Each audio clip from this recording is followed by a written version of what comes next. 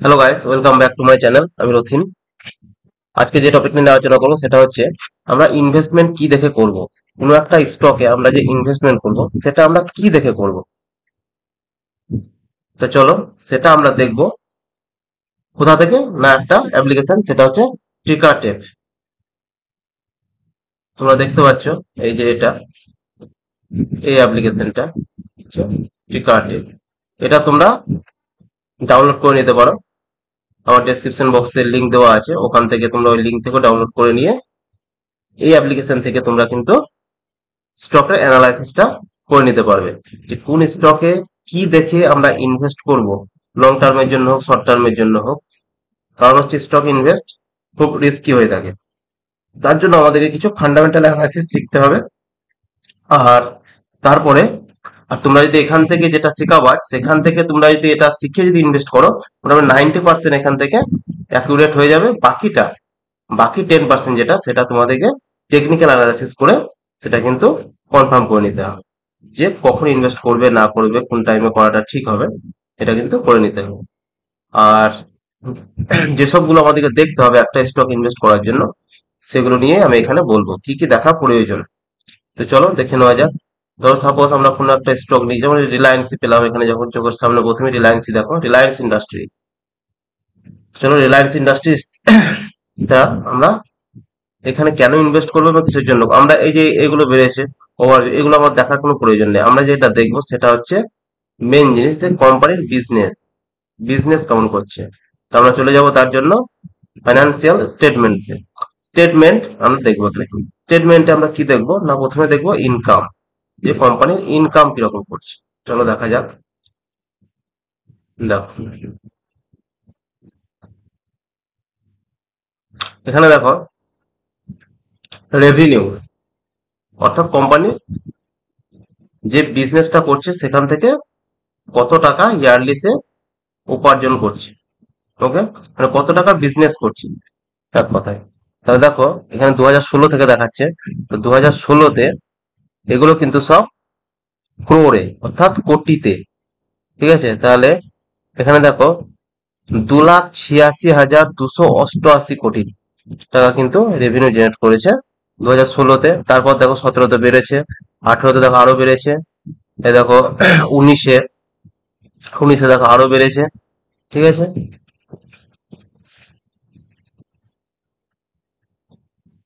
তারপর দেখো 19-এর পর তোমরা এখানে 21-এ দেখো,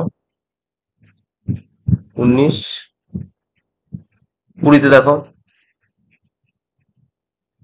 20-তে কত হয়েছে, 6। 21-এ কোভিড এর টাইম ছিল যার কারণে একটু কমেছে, কিন্তু 22-এ দেখো আবার বেড়েছে, 23-এ আরো বেড়েছে, 8, 8,90,000, 9,17,000, তারপর দেখো 9,17,000। মানে এখন এখনকার সময় এটা, ঠিক আছে, যেটা চলছে। তাহলে রেভিনিউ কিন্তু বেড়েছে, তাহলে এখানে একটা কিন্তু আমরা কি করব, না এটা একটা পজিটিভ সাইন। তাহলে এটা পজিটিভ সাইন। ওকে, একটা স্টকে ইনভেস্ট করার জন্য ফার্স্ট। সেকেন্ড, দেখো নেট ইনকাম বেড়েছে কিনা আমাদেরকে সেটা দেখতে হবে। ঠিক আছে, তা নেট ইনকাম দেখো বাড়ছে কিনা। তাহলে এখানে কত হচ্ছে, 29,000 কোটি টাকা। ঠিক আছে, এই দেখো 29,000 কোটি। তারপর হচ্ছে 29,700, 29,936, 39,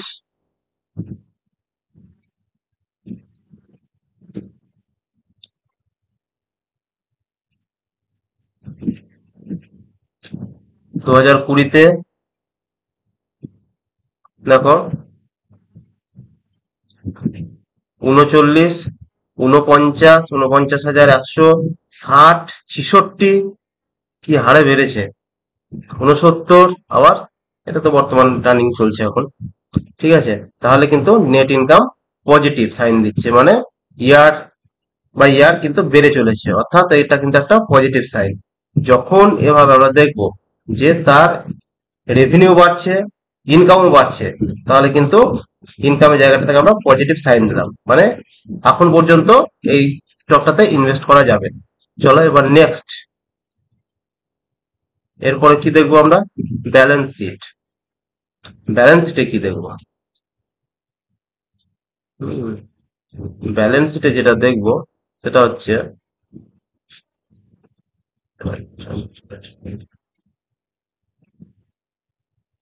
ব্যালেন্স শিটে দেখো টোটাল অ্যাসেট। এখানে যেটা দেখবো আমরা, দুটো জিনিস দেখবো।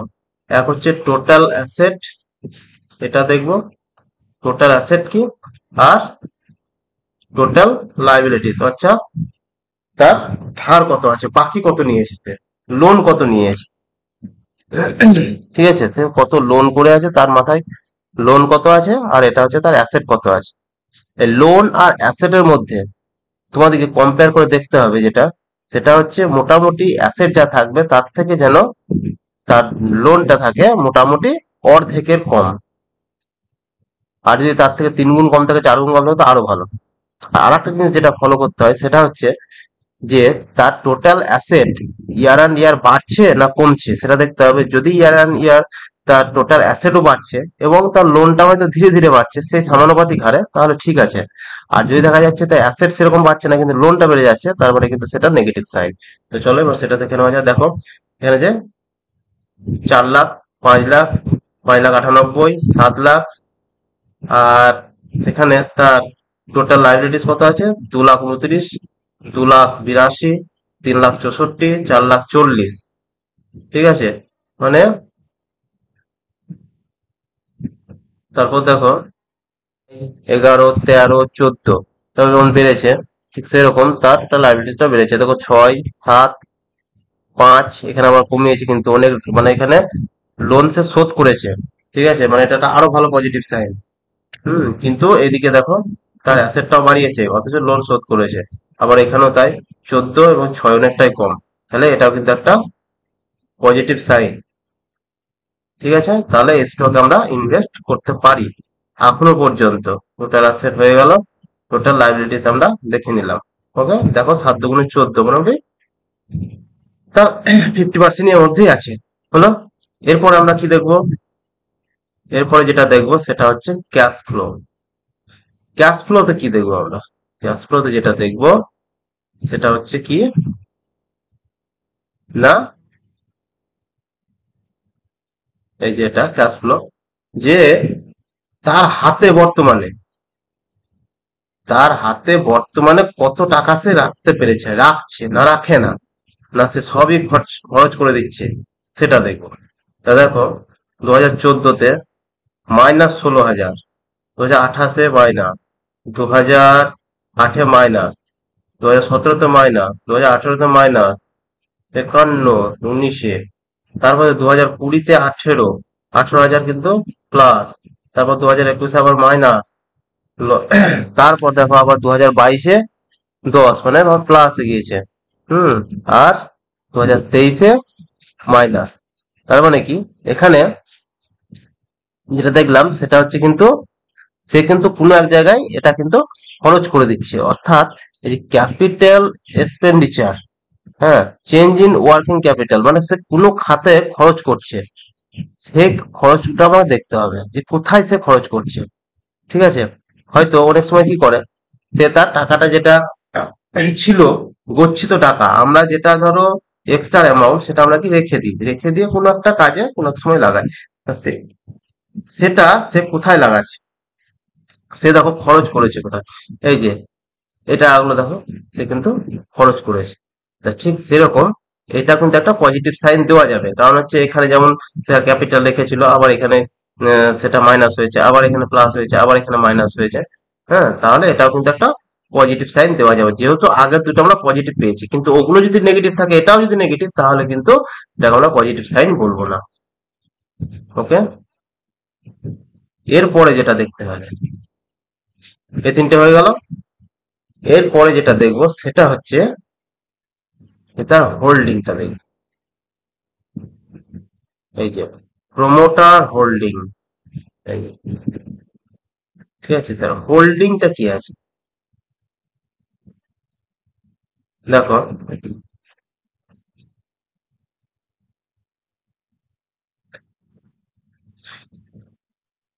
টোটাল প্রমোটার হোল্ডিং এখানে দেখবো। টোটাল প্রমোটার হোল্ডিং দেখো এখানে কি আছে, না, 50.49, অর্থাৎ 50.49%। 50, 41, 50, 39, 50, 27, 50, 30, 50, 31, মানে মোটামুটি এভারেজ ঠিকই আছে, কমছে না।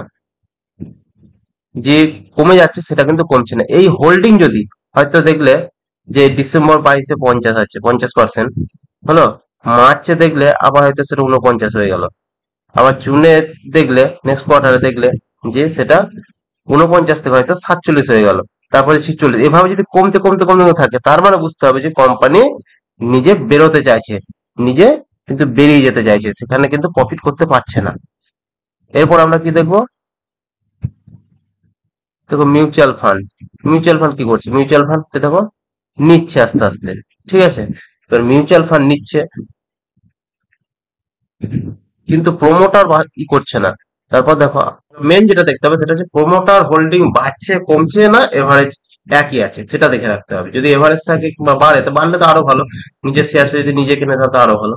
তাহলে এতটা তোমরা যদি দেখে নিলে, তাহলে কিন্তু দেখলে সবই পজিটিভ, তখন তোমরা কিন্তু সেই স্টকে ইনভেস্ট করতে পারো। কিন্তু ইনভেস্ট করার আগে কিন্তু দেখতে হবে, সেটা টেকনিক্যাল অ্যানালাইসিস করতে হবে, টেকনিক্যাল অ্যানালাইসিস করতে হবে, এবং সেই কোম্পানি কি কাজ করে কি না করে, তার কি কোথা থেকে কি করছে, সেগুলো কিন্তু দেখতে হবে। এটা কিন্তু মাথায় রাখতে হবে। ওকে, তাহলে দেখো এবার আমরা নিলাম রিলায়েন্স পাওয়ার, ঠিক আছে। রিলায়েন্স পাওয়ারের আমরা কি চেক করব না, তার ব্যালেন্স শিট চেক করবো, ইনকাম চেক করবো। প্রথমে আমরা ইনকামটাই দেখি। তাহলে দেখো 15 সাল থেকে দেখাচ্ছে এখানে, ঠিক আছে। দেখো 15 সালে 7,000, ঠিক আছে, 7,200 কোটি, 10,600, 10,800, 10,800, 9,000। দেখো 18 সাল থেকে কিন্তু আবার কমে যাচ্ছে, ঠিক আছে। 18 সাল থেকে কি হচ্ছে না, কমছে। 19 সালে 8,000, দেখো 19 সালে দেখো 8,500, 8,200, 8,400, 7,600। তাহলে কি হচ্ছে না, ধীরে ধীরে কিন্তু রেভিনিউটা কমছে। আবার দেখো 23-এ আবার কি হচ্ছে না, হালকা বেড়েছে। দেখো আবার 23 থেকে কিন্তু আবার বাড়তে আরম্ভ করেছে, ঠিক আছে। তাহলে কমা বাড়া হতেই পারে, ঠিক আছে। কারণ হচ্ছে এটা তোমার যেমন 19, হ্যাঁ এটা কোভিড এর টাইমে ছিল, যার কারণে এটা কিন্তু কমে গিয়েছিল, ঠিক আছে। তাহলে এখানে আমরা কি করবো, যে একটা পজিটিভ সাইন দিলাম,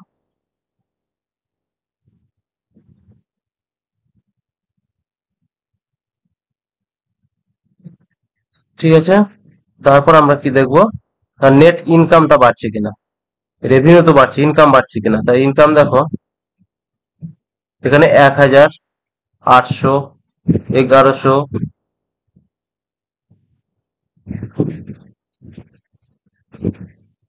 তারপর কত হচ্ছে 840। তারপর দেখো মাইনাস এখানে আবার, এখানে দেখো 19-এ 20-তে মাইনাসে, কোভিড এর টাইম।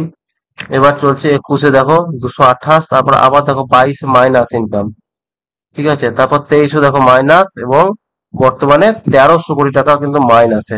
তার মানে এখানে কিন্তু এটা নেগেটিভ সাইন পড়ে গেল, ইনকাম নেই। ওকে, চলো এবার আমরা কি দেখবো, ব্যালেন্স শিটটা চেক করবো।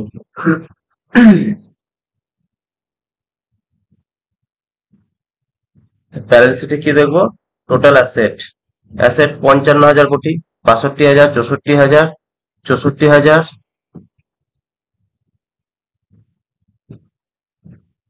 তারপর 19-এ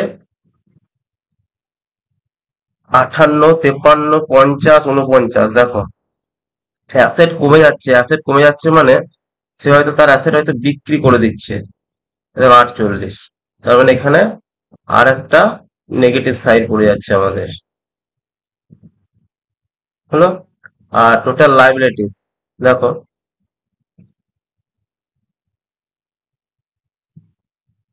লাইবিলিটি কত ছিল, 36,000, 41,000, 43,000, 42,000। 40, 40, 40, 36। দেখো লাইবিলিটিসটা কিন্তু ঠিক মতন কিন্তু কমছে না, সে ঋণ পরিশোধ করছে না। তাহলে এখানে কিন্তু পুনরায় আবার একটা নেগেটিভ সাইন। ওকে, তাহলে আমরা কিন্তু এই স্টক কিভাবে ইনভেস্ট করবো, দেখো এটা লস খাচ্ছে, লস মেকিং কোম্পানি। ঠিক আছে, এবার দেখো ক্যাশ ফ্লো, ক্যাশ ফ্লো মাইনাসে মাইনাস চলছিল, এবার কিন্তু এগুলো ক্যাশ ফ্লো কিন্তু আছে হাতে এদের, ঠিক আছে। কিন্তু যেহেতু আমরা ওদিকে নেগেটিভ সাইন পেয়েছি, সেহেতু কিন্তু এই কোম্পানিতে আমরা ইনভেস্ট করবো না। ওকে, তো এভাবে কিন্তু এগুলো দেখতে হয়। তারপর দেখবো চলো প্রোমোটার হোল্ডিং, হোল্ডিংটা দেখি চলো। Total promoter holding, promoter holding কি ছিল না, 24, এ দেখো। তারপর 24, 99, 24, 99, 24, 49, 24, 49%, তারপর 23, 24, 23 থেকে 23-এ নেমে গেছে দেখো। মানে প্রোমোটার কিন্তু আস্তে আস্তে হয়ে যাচ্ছে। আর রিটেলাররা দেখো এখানে, এখানে কিন্তু রিটেলাররা কিন্তু তাদের স্টেক বাড়াচ্ছে, ঠিক আছে। এই দেখো ফরেন, ফরেনাররা কি করছে একটু দেখা যাক। ফরেনাররা দেখো 23 মার্চে কিন্তু ইনভেস্ট করেছে। এবার এরা কি করবে, এভাবে ইনভেস্ট করে দিয়েছে কিন্তু কিছুটা মার্কেটটাকে নিয়ে গিয়ে ওরা কিন্তু নিজে বেরিয়ে যাবে এবং রিটেলারদেরকে ফাঁসিয়ে দিয়ে চলে যাবে। তার জন্য এসব স্টক থেকে দূরে থাকাটাই সব থেকে বেটার। সবসময় চেষ্টা করতে হবে লার্জ ক্যাপ স্টকে ইনভেস্ট করার। কারণ লার্জ ক্যাপ স্টকে তোমরা যদি ইনভেস্ট করো তাহলে কিন্তু সেখান থেকে টাকাটা ডুবার ভয়টা কম থাকে এবং রিস্কটাও কম থাকে। তা যদি ভিডিওটা ভালো লাগে অবশ্যই একটা লাইক করে দেবে, এবং যদি আরো ডিটেলসে তোমরা জানতে চাও তাহলে অবশ্যই কমেন্ট করে জানাবে, তাহলে আমি কিন্তু আরো ডিটেলসে এটা বলে দেবো। তবে এখন পর্যন্ত যেটুকু বললাম এটুকু, এটুকু যদি তোমরা করতে পারো তাহলে জানবে যে তোমার 90% তোমরা কিন্তু এখান থেকে অ্যাকিউরেট। বাকি 10% তোমাদেরকে টেকনিক্যাল অ্যানালাইসিস করতে হবে এবং সেখান থেকে ইনভেস্ট করতে হবে, এবং কোম্পানির কিছু তোমার রেজাল্ট গুলো, কোয়ার্টারলি রেজাল্ট, ইয়ারলি রেজাল্ট গুলো করে দেখতে হবে যে কেমন আছে না আছে, তারপর সেখানে ইনভেস্ট করা যাবে। ওকে, ভিডিওটা ভালো লাগলে অবশ্যই চ্যানেলটাকে সাবস্ক্রাইব করে নেবে এ ধরনের ইউজফুল ভিডিও পাওয়ার জন্য। আর যদি আরো ডিটেলস জানতে চাও অবশ্যই তোমরা কমেন্ট করে জানাবে, আরো ডিটেলস তোমাদেরকে ফান্ডামেন্টাল অ্যানালাইসিসটা বুঝিয়ে দেবো। কাউকে শর্টের মধ্যে বুঝালাম টিকার টেপ থেকে কিভাবে ই করবে। ওকে, থ্যাংক ইউ, আজ এ পর্যন্তই।